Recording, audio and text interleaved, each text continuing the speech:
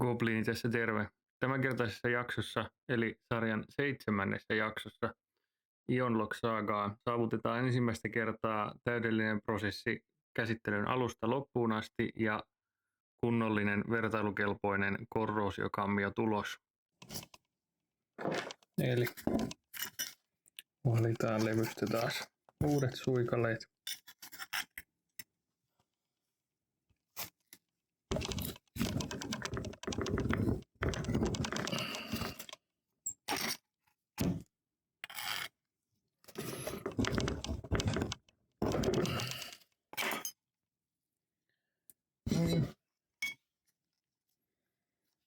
Meillä on tässä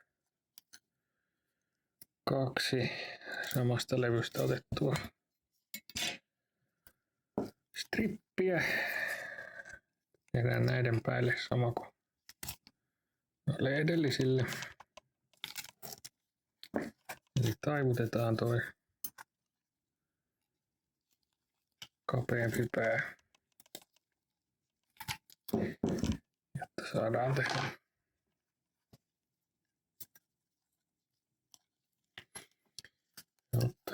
se testilankaan kiinni. Tästä nyt tuli näköjään P-kappale. Tuohon näköjään vielä irrota.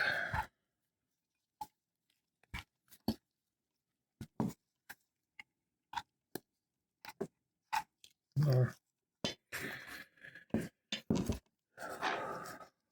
Tää on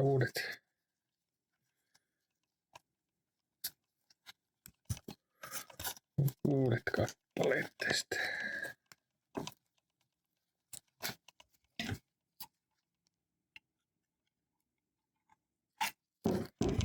No. Nyt meillä on uusi A ja B.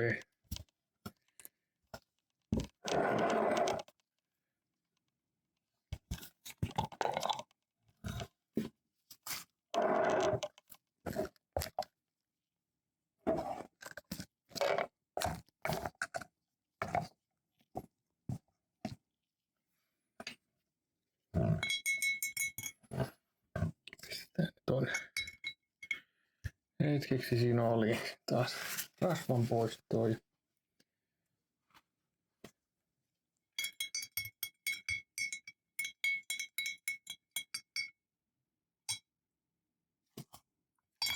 Tämä on nyt itse asiassa lämmintä.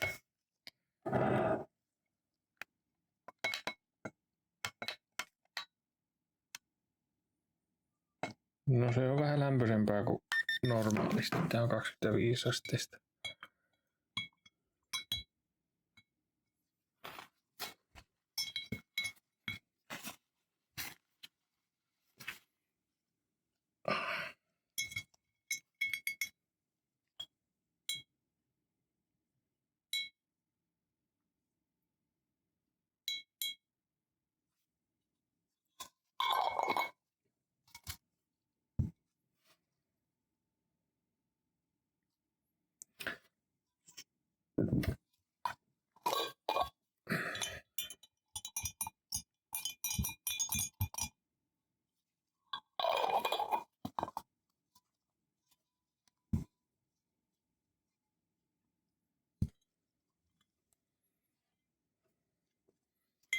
Sitten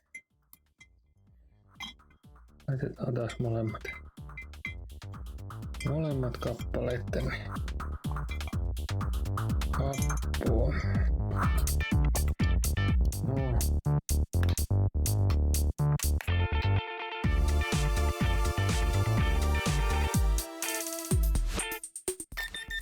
Näyttää, on 25 asteista tuo.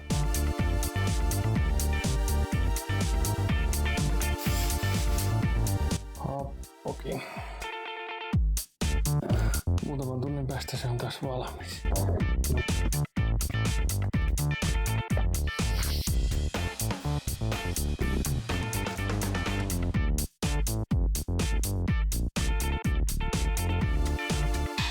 No niin.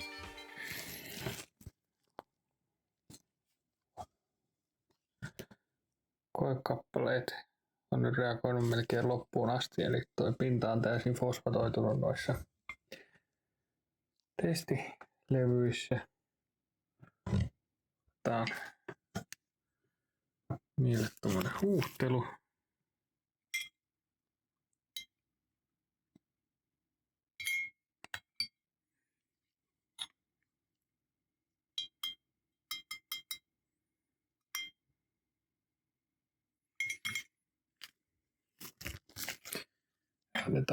Annetaan niiden hetken aikaa olla tuossa huuhtelussa. No niin, nyt ollaan taas tässä aloitustilanteessa, missä oltiin viimeksi. Otetaan täältä A-kappale tuohon päälle, kun laitetaan. Ei haittaa toi kirkkaus.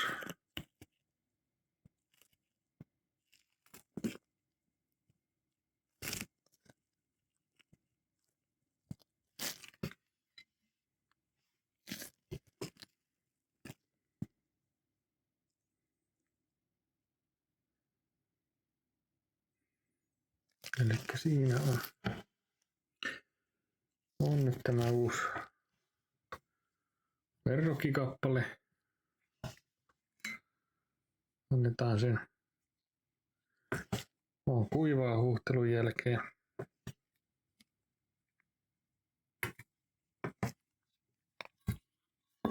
Tuosta varmaan saadaan tumma tausta. Jokseenkin.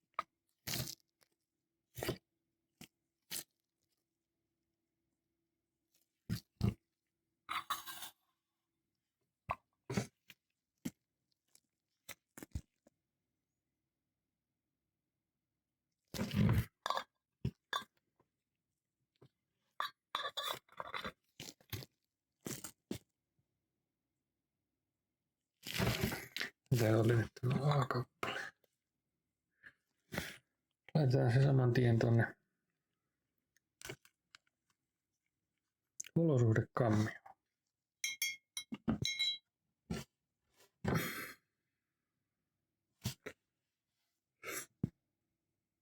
Seuraavaksi käsittelyssä tämä Ionlogilla käsiteltävä kappale. Pyyhitään paperilla enimmät vedet pois ja sitten käsitellään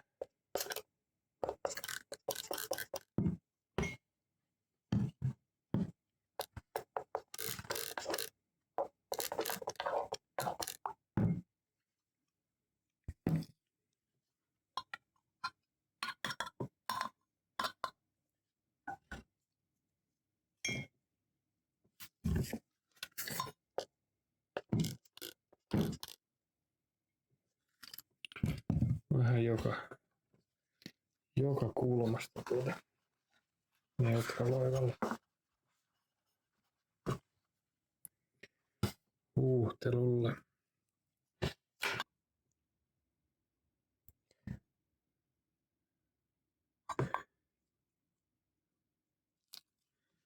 Se on nyt kokonaan kasteltu neutralointiaineella. Laitetaan se myös tonne kammioon. Joo, eli tässä nämä nyt on nämä kappaleet täällä kammiossa. A ja B. Ja sitten tuolla on toi höyrytin, mutta tällä kertaa käytetään sitä vaan lyhyen aikaa, ettei tonne kammioon tuu sisälle suolasta sadetta.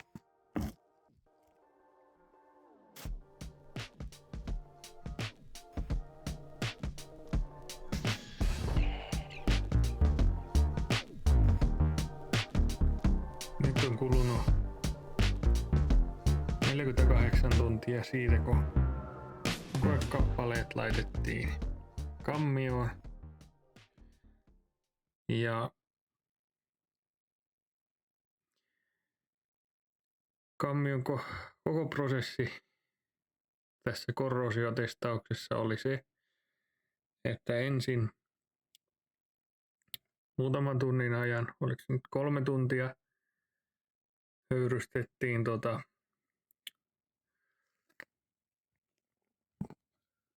0,35% natriumkloridia, eli ruokasuolaa vedessä, niin sitä aluksi oli 3 tuntia noin suurin piirtein, ja sitten sumutus lopetettiin, ettei tuolla ala ihan satamaan kloridipitoista vettä. Ja sen jälkeen tämä annettiin olla sen 48 tuntia. Ja tulokset vaikuttaa erittäin lupaavilta täällä, koska tässä nyt selvästi A-kappaleessa on ruostetta ja B-kappaleessa ei ole. Eli otetaan nämä täältä tarkempaan tarkasteluun. Eli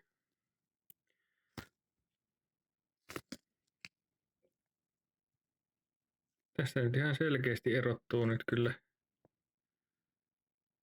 tuo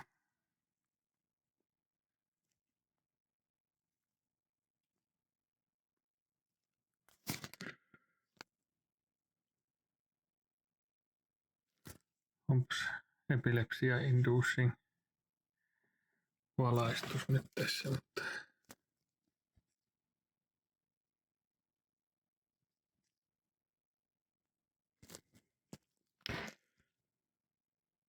mutta tässä nyt havaitaan, että tässä on tämä ionlogilla käsitelty kappale ja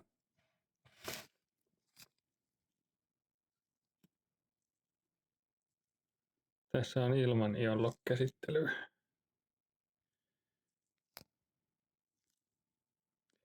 Eli se on tuo jäännöshappamuus aloittanut korroosion tuossa kappaleen pinnalla. Selvästi. Tuosta ehkä näkyy vielä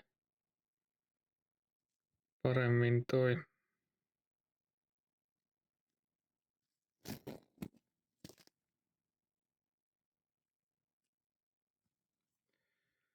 selkeästi voidaan todeta, että toimii.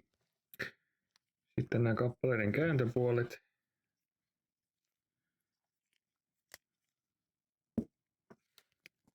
Nämäkin toistaa tätä samaa, eli tuossa on nyt A-kappale.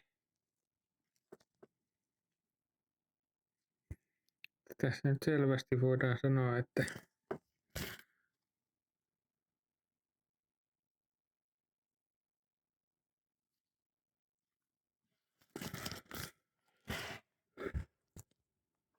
ja sitten ionlogilla käsitelty kappale, se on näköjään tuohon, mihinkä on tuolla vesihöyry tiivistynyt, niin siihen se on tehnyt tällaisen pienen ruostekohdan, mutta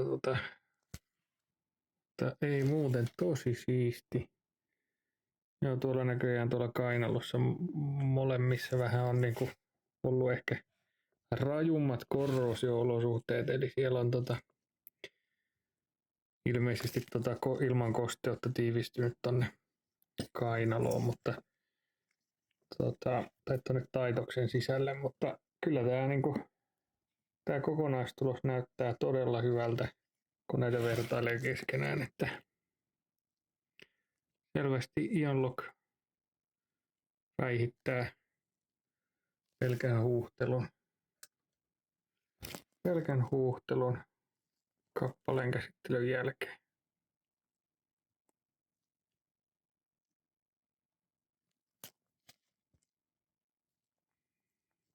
Joo, eli tässä nyt selkeästi nähdään, että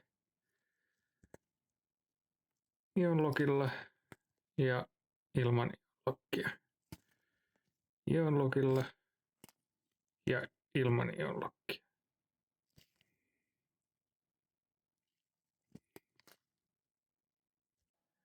Goblini tässä editointipöydältä, hei.